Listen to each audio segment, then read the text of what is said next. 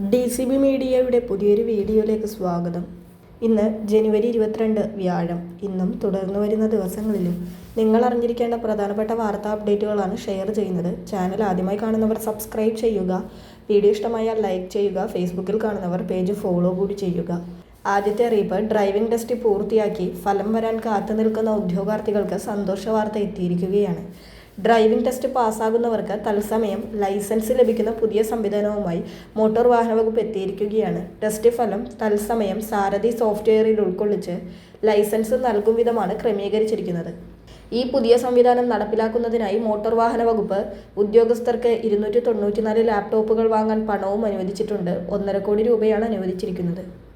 അടുത്ത അറിയിപ്പ്, ബിരുദതലത്തിൽ പ്രൊഫഷണൽ കോഴ്സുകൾക്ക് പഠിക്കുന്ന ന്യൂനപക്ഷ വിഭാഗത്തിൽപ്പെട്ട വിദ്യാർത്ഥികൾക്ക് ലാപ്ടോപ്പ് വാങ്ങുന്നതിനായി കേരള സംസ്ഥാന ന്യൂനപക്ഷ വികസന ധനകാര്യ കോർപ്പറേഷൻ വായ്പ അനുവദിക്കുന്നു. പഠനാവശ്യങ്ങൾക്കായി കുറഞ്ഞ പലിശ നിരക്കിൽ 60,000 രൂപ വരെയാണ് വായ്പയായി നൽകുന്നത്. 18 വയസ്സിനും 32 വയസ്സിനും ഇടയിൽ പ്രായമുള്ളവർക്കാണ് അപേക്ഷിക്കാൻ അർഹതയുള്ളത്. അപേക്ഷകരുടെ കുടുംബ വാർഷിക വരുമാനം 3 ലക്ഷം രൂപയിൽ കവിയാൻ പാടില്ല. ലഭിക്കുന്ന വായ്പാ തുക 3 വർഷത്തെ കാലാവധിക്കുള്ളിൽ തിരിച്ചടക്കേണ്ടതാണ്. താൽപ്പര്യമുള്ള വിദ്യാർത്ഥികൾക്ക് കോർപ്പറേഷന്റെ ഔദ്യോഗിക വെബ്സൈറ്റായ www.ksmdfc.org വഴി ഓൺലൈനായി അപേക്ഷ സമർപ്പിക്കാം. അടുത്ത അറിയിപ്പ്, നീണ്ട ഇടവേളയ്ക്ക് ശേഷം തുടർച്ചയായി ബാങ്ക് അവധി ദിനങ്ങൾ വരികയാണ്. 3 ദിവസം ബാങ്ക് അവധിയും 1 ദിവസം ബാങ്ക് ജീവനക്കാരുടെ രാജ്യവ്യാപക പണിമുടക്കുമാണ് വരാനുള്ളത്.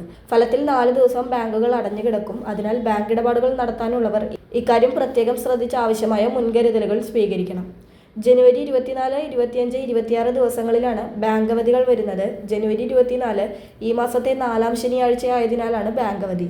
25 ഞായറാഴ്ചയാണ്. 26 റിപ്പബ്ലിക് ദിനമായതിനാൽ അന്നും ബാങ്ക് അവധിയാണ്.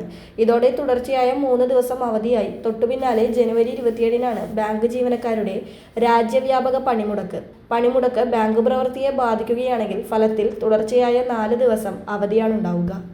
അടുത്ത അറിയിപ്പ്, രാജ്യത്തെ വൈദ്യുതി നിരക്ക് വർധനയിൽ നിർണായക മാറ്റങ്ങൾ വരുത്തുന്ന പുതിയ ദേശീയ വൈദ്യുതി നയത്തിന്റെ കരട് കേന്ദ്ര സർക്കാർ പുറത്തിറക്കിയിരിക്കുകയാണ്. വൈദ്യുതി വാങ്ങുന്നതിനായി വിതരണ കമ്പനികൾക്ക് അധികമായി വരുന്ന ചിലവ് റെഗുലേറ്ററി കമ്മീഷനുകളുടെ മുൻകൂട്ടിയുള്ള അനുമതിയോ തീരുമാനമോ കാത്തുനിൽക്കാതെ തന്നെ ഉപഭോക്താക്കളിൽ നിന്ന് നേരിട്ട് ഈടാക്കാൻ അനുവാദം നൽകും. നിലവിലുള്ള വൈദ്യുതി വിതരണ ലൈനുകളിലൂടെ വൈദ്യുതി വിതരണം നടത്തുന്നതിന് സ്വകാര്യ കമ്പനികളെയും അനുവദിക്കും. ഇത് മേഖലയിൽ കൂടുതൽ മത്സരം ഉറപ്പാക്കാൻ ലക്ഷ്യമിട്ടുള്ളതാണ്. സംസ്ഥാന സർക്കാരുകളുടെ താൽപ്പര്യങ്ങൾ കൂടി പരിഗണിച്ചാണ് നിലവിൽ റെഗുലേറ്ററി കമ്മീഷനുകൾ നിരക്ക് നിശ്ചയിക്കുന്നത്. ഈ രീതിക്ക് പകരം കമ്മീഷനുകളുടെ പ്രത്യേക തീരുമാനമില്ലെങ്കിലും വർഷം തോറും നിരക്ക് സ്വയം വർദ്ധിക്കുന്ന തരത്തിലുള്ള ഒരു ഇൻഡെക്സ് സംവിധാനം കൊണ്ടുവരണമെന്ന് പുതിയ നയം നിർദ്ദേശിക്കുന്നുണ്ട്. വൈദ്യുതി വാങ്ങുന്നതിനായുള്ള ചിലവ് വർദ്ധിക്കുമ്പോൾ അത് ഉപഭോക്താക്കളിൽ നിന്ന് സർചാർജായി ഈടാക്കുന്നതിൽ നിലവിലുള്ള നിയന്ത്രണങ്ങൾ ഇല്ലാതാകും. ഇതോടെ വിതരണ കമ്പനികൾക്ക് അധിക ചിലവ് എളുപ്പത്തിൽ ഉപഭോക്താക്കളിലേക്ക് കൈമാറാൻ സാധിക്കും. വളരെ പ്രധാനപ്പെട്ട ഈ വാർത്താ അപ്ഡേറ്റുകൾ മറ്റുള്ളവർക്ക് കൂടി ഷെയർ ചെയ്യുക.